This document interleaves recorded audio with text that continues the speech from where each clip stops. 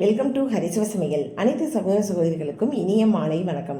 இன்னைக்கு சுலபமான முறையில் வித்தியாசமாக சர்க்கரை கிழங்குல தோட்டத்தில் எப்படி செய்யலாம் அப்படிங்கிறத பற்றி தான் இந்த வீடியோவில் பார்க்க போகிறோம். அதுக்காக ஒரு 10 சர்க்கரை கிழங்கை நல்லா 2 தடவை கழுவிட்டு இந்த மாதிரி ரவுண்டாக கட் பண்ணி தண்ணீரில் போட்டிருக்கேன். இதை உடனே செய்கிறதா இருந்தால் வெறுந்தண்ணீரில் போடுங்க. கொஞ்சம் செய்ய நேரம் ஆகும் அப்படின்னு நினச்சிங்கன்னா தயிர் கலந்த தண்ணீரில் போட்டிங்கன்னா இதனுடைய கலர் சேஞ்ச் ஆகாமல் இருக்கும். இப்போ இந்த தோட்டத்தில் செய்கிறதுக்காக ஒரு வானிலையை அடுப்பில் வச்சு 2 டேபிள் ஸ்பூன் அளவுக்கு நல்லெண்ணெய் சேர்த்துருக்கேன். இதனுடைய 1 டேபிள் ஸ்பூன் அளவுக்கு கடலைப்பருப்பு, 1 டீஸ்பூன் அளவுக்கு உடைச்ச உளுந்து, 1/2 டீஸ்பூன் அளவுக்கு கடுகு.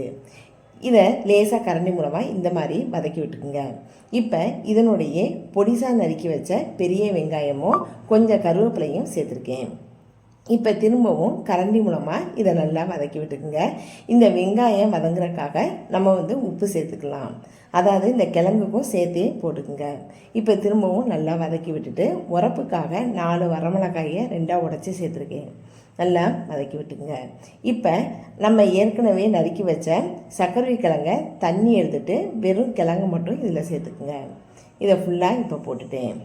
இப்போ இதனுடைய தேவையான அளவுக்கு கொஞ்சமாக மஞ்சள் தூள் சேருங்க. கொஞ்சமாக தண்ணி, அதிகமாக ஊற்ற தேவையில்லை. பத்தலைன்னா கூட திரும்பவும் ஊற்றிக்கலாம். இப்போ இந்த மஞ்சள் தூளும் கிழங்கும் நல்லா கலந்து வர மாதிரி இந்த மாதிரி கிண்டி விட்டுக்குங்க. அடுப்பு மீடியம் ஃப்ளேம்லேயே இருக்கட்டும். மூடி போட்டு மூடி வச்சிடலாம். கொஞ்ச நேரம் வேகட்டும். இப்போ பாருங்கள், மூடி எடுத்துகிட்டு திரும்பவும் கரண்டி மூலமாக கிண்டி விட்டுருங்க. தண்ணி வற்றி வந்திருக்கு. இது இனிப்பு இல்லாத கிழங்காக இருந்தால் கொஞ்சமாக வெல்லமோ அல்லது நாட்டு சர்க்கரையோ சேருங்க, இல்லைன்னா தேவையில்லை. இப்போ நல்லா கிண்டி விட்டாச்சு. அந்த வெல்லம் நல்லா கரைஞ்சிருச்சு. லாஸ்ட்டு கொஞ்சமாக தேங்காய் துருவல் சேர்த்துருக்கேன். திரும்பவும் நல்லா கிண்டி விட்டுட்டு அடுப்புலேருந்து இறக்கலாம். இப்போ சூப்பரான சுவையான சர்க்கரை கிழங்கு தோட்டம் ரெடி ஆயிடுச்சு. இதை நீங்களும் செஞ்சு பாருங்க. தேங்க்ஸ் ஃபார் வாட்சிங்.